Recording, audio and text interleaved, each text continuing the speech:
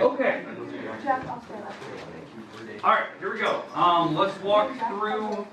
Let's walk through the note state again. What section we're in? We're in section 2.7, which is called rational functions. I know that that's our goal today, is doing rational functions. What we previously talked about in this section last Wednesday was we really focused on the polynomial side, like how to deal with polynomials. But today, I'll do one of those for sure, but our goal today is to really focus on a rational problem, a rational function. Okay, and what we're basically looking for is a solution to one of these problems, one of these functions, when they introduce an inequality symbol.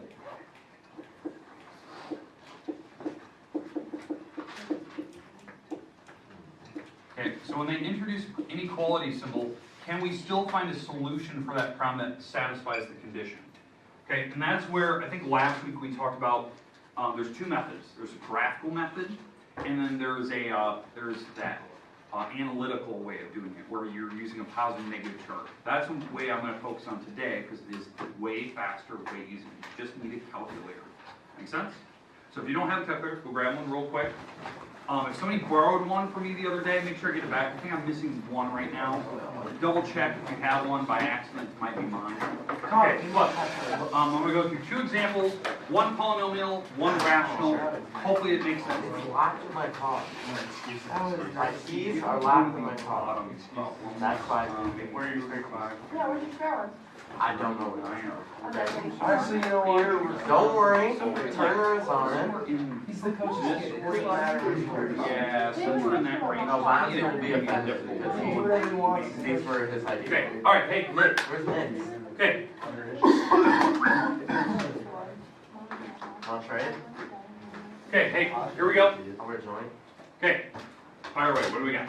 Parentheses, 5 minus x, and parentheses squared. Then parentheses x minus 13 over 2 squared. Or parentheses. And less than 0. Less than 0 there. Like that? Yep. Okay. Okay. All right. So here's the idea. On this particular problem, this is a huge polynomial. I'm not worried about graphing it, because if I was, I'd have to like multiply that all together to see kind of where the tails go and all that. We're not doing that. We're going to set up a basic table where you're basically just going to use a number line. It looks like a table because that's the numbers we're using. So we have the number line here. It has a bunch of numbers. You know, we have the origin, which is 0. We have numbers right and left of it, positive, negatives. Oh, it's a decimal. It's 13 over 2. 13 half. So is that 6.5? 13 over 2 is 6.5. Like that? Yeah. Okay. All right. Well, it says 13 over 2 on here. All right. Okay. We good? Yes. Okay. All right. So what we're looking for right now is what are the numbers that make each of these parentheses 0. So when you have a polynomial today, you want to factor it apart. I need to know what my x-intercepts are. So what makes each of these parentheses zeros? What makes this 0? 5. Positive 5, okay. What makes this 0? Positive 13 over 2. Positive 13 over 2 or 6.5, whatever you want to call it, right? Okay. All right. Did we do this one on Friday or on Thursday? No. No. How we did this? I have all the problems written down, and that is a negative circle. Okay, good. Maybe it was a different class. I swear I remember this from. All right. So what we have so far is we definitely have my two x-intercepts. There's only 2. And the goal here is to figure out what makes this polynomial, this May I have function. your attention, please? There are 3 cars parked in the fire lane. You need to move them right now. 3 cars that are parked in the fire lane need to be moved right now. No, it's not. All right, I'm hey. sorry. So, okay, all right. We need to put my two x-intercepts up on the board. So we have 6.5 and the number 5. So here's 5, here's 6, here's 7. So we have 6.5 and we have the number 5, and I'll just put some numbers around it. 4, 3, and 2. All right. Are we good with my number line? You only need to make the number line as big as you need, where I have some numbers right and left, in the middle, somewhere like that. Okay, what we're going to do is we're going to plug in a number on the left side of 5, one of these. Pick one of these. 2. 2. Okay, we're gonna plug in the number 2 here. We're gonna pick a number in between the two x-intercepts. So let's pick 6, because it's obvious. And we're gonna pick a number to the right of my x-intercepts. So it doesn't matter, let's just pick 7 for the sake of me not drawing any more of them. Alright. Alright, now, why I'm doing that? I'm basically trying to figure out, if I were to actually graph this thing, what's happening on the left side of 5, what's happening in between my two x-intercepts, and what's happening on the right side of 6.5. Make sense? Because I don't want to graph it. I want to do this really fast with the calculator. So what we're going to do is we're going to plug in these 3 numbers. These numbers will tell me what this polynomial is doing at that moment. Is it below the x-axis? Is it above the x-axis? Where is it? Because this is representing my x-axis. That's what's happening here. So it is kind of a mock picture. And all I need to do is tell me, is it positive or negative? That's all I care about. Because that'll tell me if the graph's down here, if it's up above, if it's down below, something like that. Okay, so we're going to plug in, let's plug in the number 2 first. So here's my polynomial, right? We're going to plug in a 2 into it. 2 minus 6.5 less than 0. Okay, so this is going to turn out to be 5 minus 2 is 3, and we're going to square it. And we're going to take that times a negative 4.5. And so that's 9 times a negative 4.5. And I don't need to go any further, because what will that number be? Negative. Alright, so the numbers over here are all negative. So that means all the numbers on this side are all going to be negative, no matter what you plug in. Does that make sense? Doesn't matter if you pick any numbers over here. You're below the x-axis. You're hitting negative numbers. That's what happens. That's knowing that a polynomial is very smooth and continuous. It isn't going to magically jump above. The only time it could is if it actually crosses the x-axis. Now, it hit the x-axis, so it did something on this side. Either it went back down, or it went up above the x-axis. So now we got to figure out what happens in the middle ground. So now what we need to do is take my problem and plug in a 6 now. Okay? So we're going to plug in a 6, and we're going to see what happens here. We're going to see if it's positive or negative. So we plug in a 6, plug in the 6 here, so this turns out to be a negative 1, but we're going to square it, so that means 1, times, over here, that is a negative 0.5. So when you take 1 times negative 0.5, what do you get? Negative. So there's negatives in the middle. So basically what happened is it was coming up, it hit 5, and then it turned back around. Well, that actually makes sense, because what was your multiplicity? 2. It bounced. It bounced off of 5. That's what happened. Okay? Alright, and on the right side, so now it's hitting the x-axis, so I can already tell you what's going to happen here, but it's hitting the x-axis, so we've got to figure out if it went above or it stayed below. Okay, so we're going to plug in the 7 now. Let's plug in the 7 and see what happens here. So, plugging in 7, that's a negative 2, squaring it, so it makes 4. And we're going to take that times this side, which is 7 minus 6.5, which is 0.5 in the parentheses. And when we take 4 times 0.5, I get the number 2, which is positive. So we're going to get positives over on this side. Okay, do you see what's happening here? Okay, so this graph was doing something below the x-axis. It hit 5, comes back down, then it passed through 6.5 and kept going up. The goal here, because now we have this is called the positive negative chart. Okay, the goal here is to give me the interval that satisfies this polynomial. Okay, this polynomial here. I want to know, when is this polynomial less than 0? What are my intervals? Now notice, it didn't say equals 0, it said less than 0. So, I gotta be negatives, not equal to 0. So, on this side, am I below the x-axis? Yes. Okay, so negative infinity up to 5. Can I include 5? No. The reason why, 5 makes 0. I don't want 0, I want to be less than 0, so I actually not include 5, so I use a parenthesis. Parentheses do not include it. Okay, union. Now it keeps going below the x-axis, right? So it's still negative, so we start at 5, not including, because I'm using parentheses, so that means not including. And I go up to basically 6.5, which is 13 over 2, and I close parentheses. Can I include 13.2? No, because that makes 0. I don't want 0, I want to be less than 0. And this is the interval that satisfies that problem. It's all the x numbers that make this polynomial less than 0. Okay, make sense? Question? Will the second parentheses always just be what makes 0 what makes 0? Basically, yeah. Yeah, that's a good way to think about it. I'm always using the x-intercepts or negative and positive infinity. Okay, good. Or if there's a vertical asymptote, that would be one of the numbers in that parenthesis. Okay, we're good? Okay, let's do one now where we have a fraction. That was kind of a good one. That was a good fit. Okay? Okay, so now we're going to do one with a fraction. Same exact idea. We're going to try to satisfy the following rational function. Figure out when does it make it greater than or less than 0, something like that. Now I'm going to pick a difficult one, because if I pick a difficult one, it'll make your job a lot easier, because you won't have to do as much work as I will. Okay? All right, so let's pick one. I want you to pick one of these that has a number on this side. Okay? So I'd say just pick one of these bottom 6. That way, this is more work than you only have to do. Okay. Anyone have a problem with this so far? This is stuff we started last Wednesday, Thursday. Okay. Fire away once we get this erased.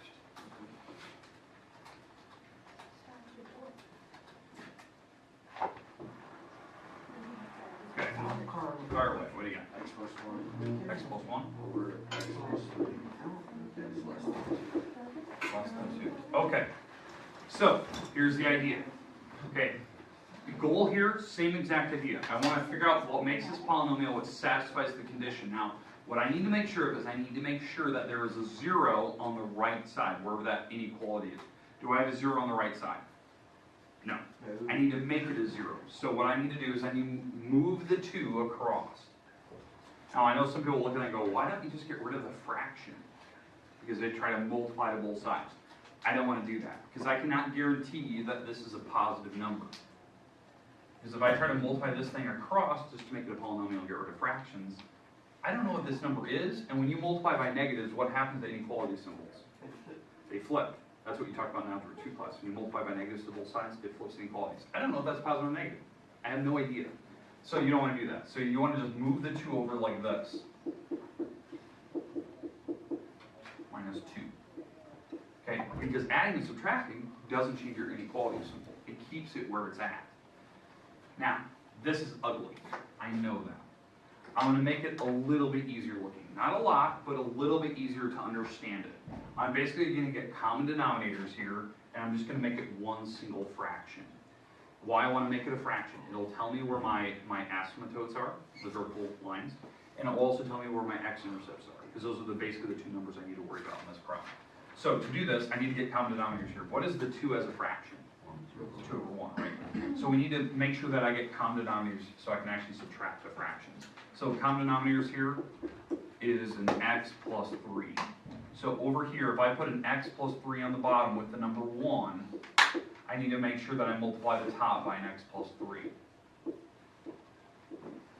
Now, it's not the same as what I was doing earlier. What I talked about earlier, if I were to try to multiply this thing across, that's when the symbol would change. I'm not doing that here. I'm not multiplying both sides by a positive or negative number. I'm multiplying by the number 1, because these can easily simplify out. Okay?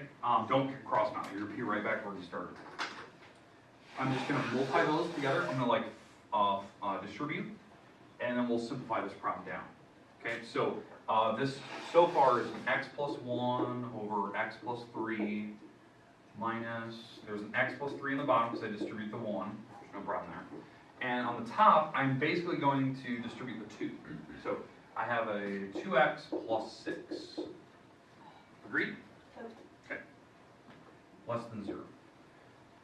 Okay, and now I can combine the fractions, because now they have common denominators. I can add like terms and all that good stuff. So here's what we have. If I combine like terms, I'll combine the x's. Remember, I'm actually subtracting the entire back. So you are subtracting both of these. So you're subtracting the 2x and subtracting the 6. So this is going to be x plus 1. I'm subtracting the 2x and subtracting the 6. And this is all over x plus 3, because that's how you use your common denominator. You can actually add or subtract the top of those fractions. And if we combine like terms, we get to what we have. What do we have? We have a negative 1x minus 5 all over x plus 3.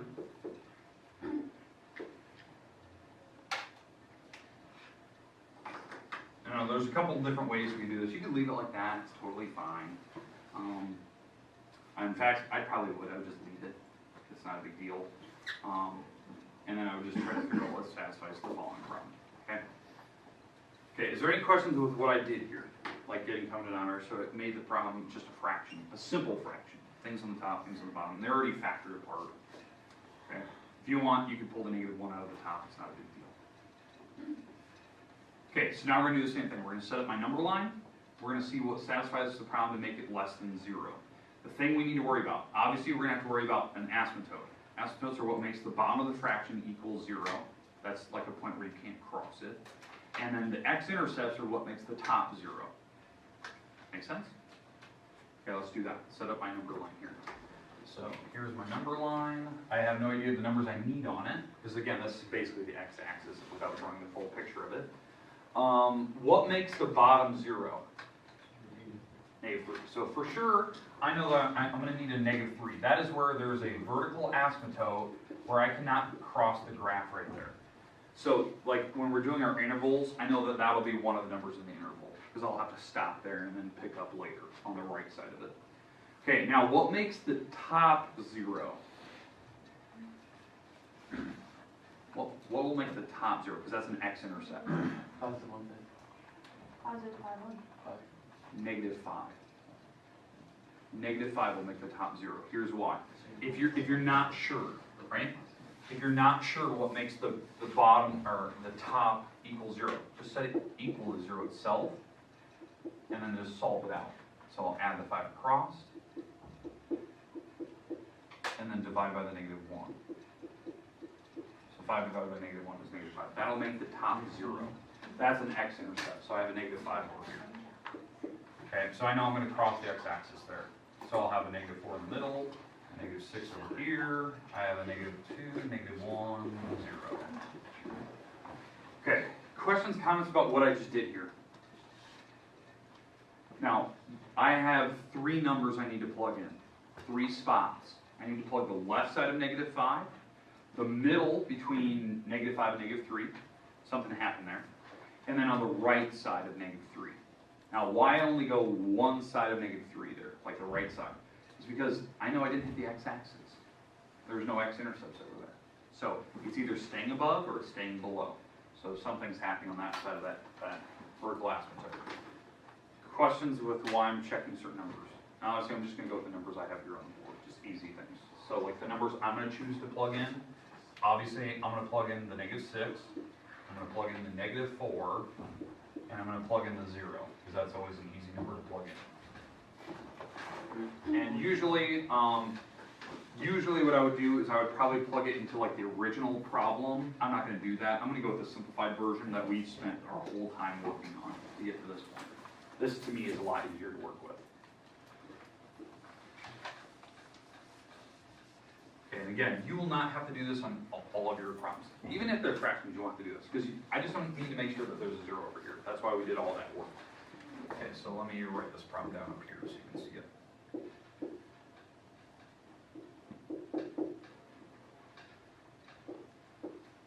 Okay. So, first number, what number do you want to start with? Plugging in 0. 0. Okay, let's start on the right side. Doesn't matter. We'll just plug a 0 in. Let's see what happens here. So if we plug in a 0, we have 0 minus 5 over 0 plus 3, and this number turns out to be negative. Agreed? It's negative, so it's somewhere down over here. So it's down below the x-axis on that side. Okay, that was good. We figured that out. We're going to go in the middle now, between negative 5 and negative 3. We're going to go around that area right there. Let's plug in the negative 4 now. So negative 1 times negative 4 minus 5 all over negative 4 plus 3. So this turns out to be a positive 4 minus 5 all over negative 1. And this turns out to be negative 1 over negative 1, which is positive. So we're positives in the middle here. So we're above the x-axis there. And let's plug in the next number, which is what? Negative 6. So let's plug in the negative 6 now, because I know I hit the x-axis. I don't know if it bounced or passed through. I think it passed through. And we're going to plug in negative 6 here. That is a 6 minus 5. Again, 2 negatives canceled. And then negative 6 plus 3 is negative 3. And what we have here is a 1 over negative 3. So that is also negative. So negative, negative, negative, negative. All right, so we have my sign chart. In fact, I'm going to put all the signs on the top. Okay, so there's my positive and negative chart. What we need is where this function is less than 0. That's what I have here. I want to know when am I less than 0. Okay? Okay. So less than 0 here. Let's see about this. What do we have? We have negative infinity all the way up to negative 5. Do we include negative 5? No. No. I don't include negative 5. If it had less than or equal to 0, then I would include it because I want them to be 0. This is where I want to strictly be less. This is when your profits are either above 0 or below. Right when you equal 0, you're like bankrupt, basically. Okay, we're above the x-axis. I don't need those until we get to right here, negative 3. There was a boundary there, and it went up to basically positive infinity. That interval. That's when I'm below the x-axis. These are all the spots when my function, my rational function, is less than 0. That's my answer. So they wanted this. Negative infinity to negative 5, union, negative 3, up to positive infinity. Make sense? Okay. I'm going to give you some time. I might give you about 10 to 12 minutes here where you can actually work on your homework. I only picked out a select few problems. You're not going to have to graph. All you have to do is just select the positive and negative part. And then tell me the interval that satisfies the problem. Okay, this will be due on Thursday this week. So homework will be due Thursday.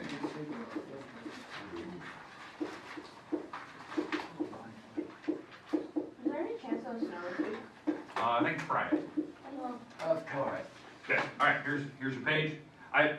They're not in order. I basically just bounce around and kind of pick a problem here and there. All right, so here we go. We're on page 366. 2, 3, 12, 13, 32, 37, 54, 55. There you go. I always picked an even, I always picked an odd right next to it. Even, odd right next to it. That way you can always double check the back, see if you did it right, see if you didn't. Okay, when does it due? Thursday. Okay. There'll be no other assignments this week other than our practice guide. And then we'll have a quiz Wednesday, Thursday. You have 2 days to work on it. Okay, I'll give you about 10 minutes, 12 minutes, and then we'll start reviewing. We'll continue the review tomorrow, whatever we leave off with.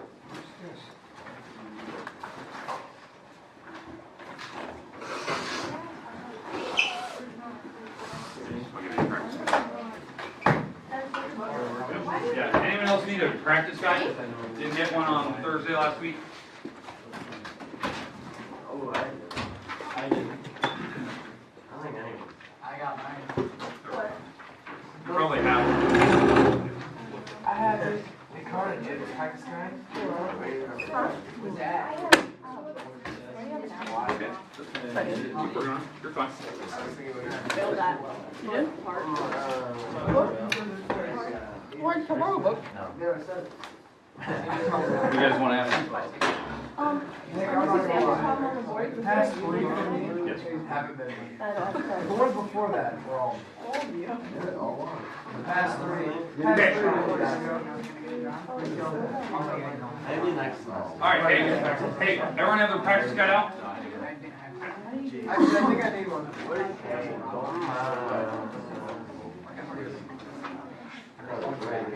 Tyler, it is literally right. All I did was open your bag and it's sitting right there. Okay. All right, hey. Okay, all we're going to do today is talk about first page only. First page. That's it. Okay. Now, what you have to do on these problems, we'll start with 1 and 2. You have to simplify the problem. The i's on this particular problem stand for the imaginary number. So I stands for the square root of negative 1. Now, on your problems on the test day, it'll be something like this in the very beginning. It could be adding, it could be subtracting, multiplying. It's just going to be something with i's and numbers in it. You have to simplify it down. So in this, you have to distribute the negative sign and then combine like terms. Think of like on this first problem, think of I as like a variable.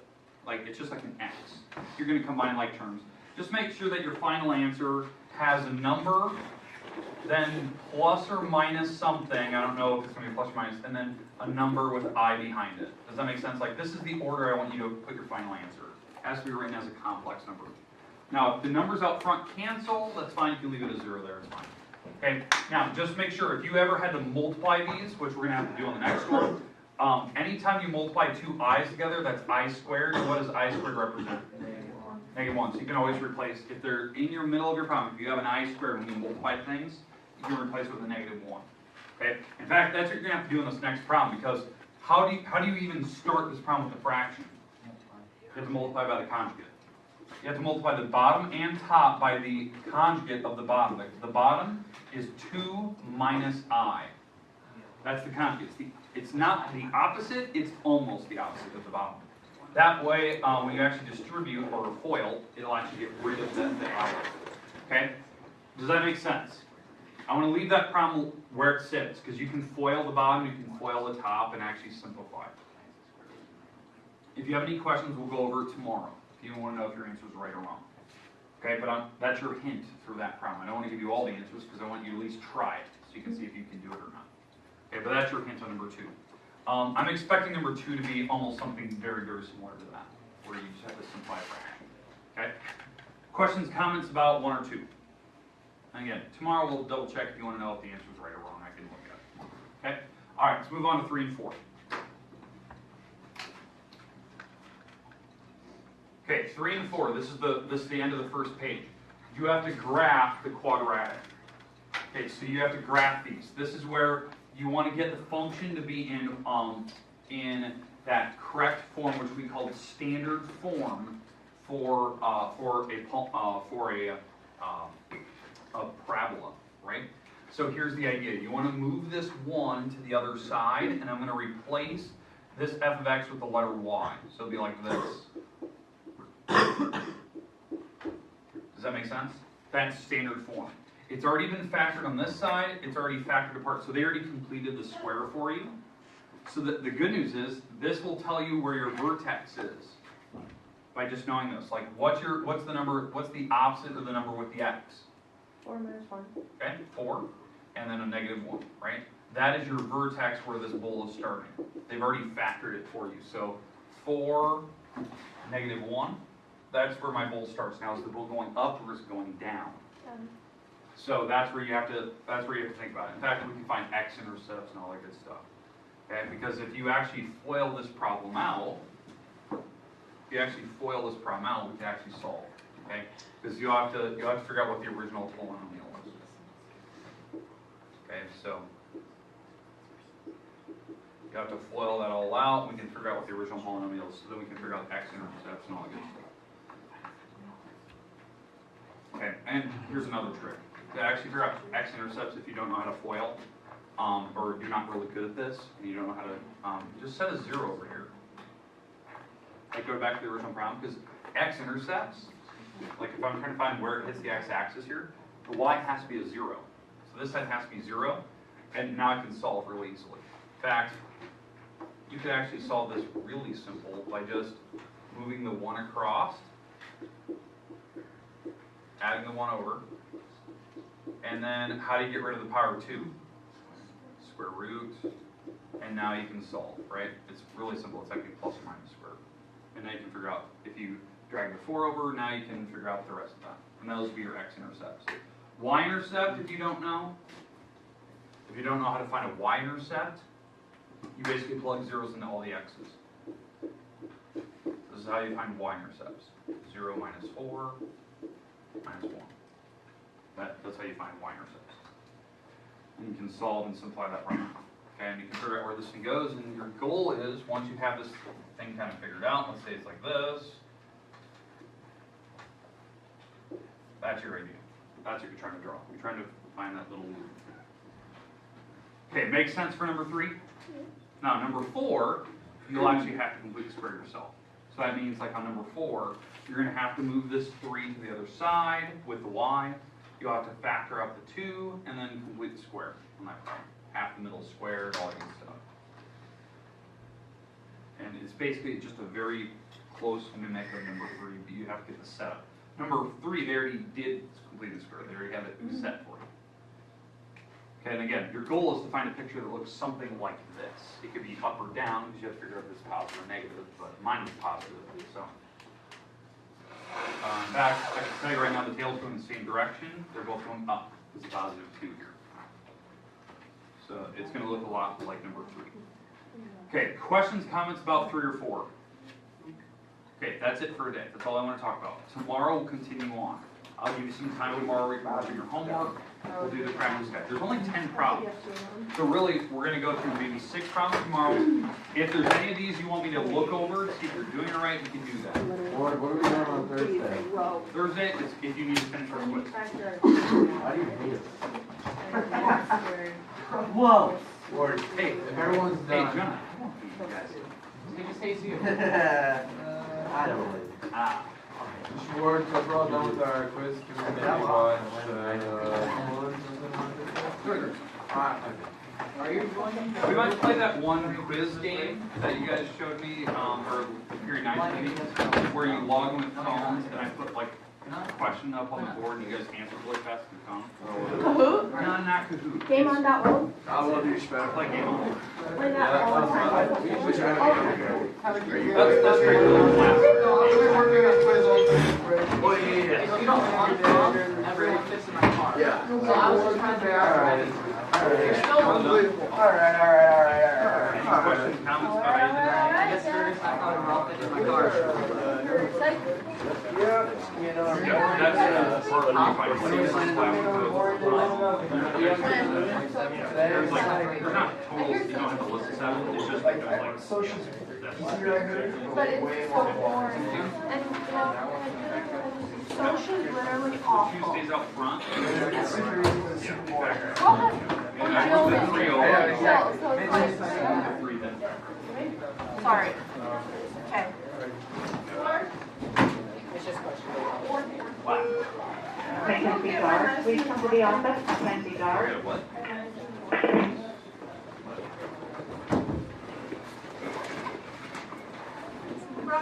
Look,